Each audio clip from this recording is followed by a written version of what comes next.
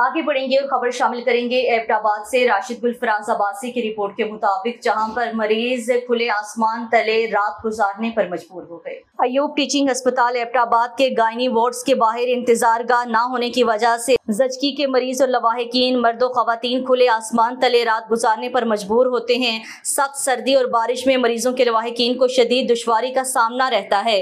अस्पताल डायरेक्टर से फौरी नोटिस लेने का मुतालिबा किया गया है। अयूब मेडिकल कम्प्लेक्स के गायनी वार्ड के मरीजों के लिए सहूलियात का फुकदान ताहाल जारी है।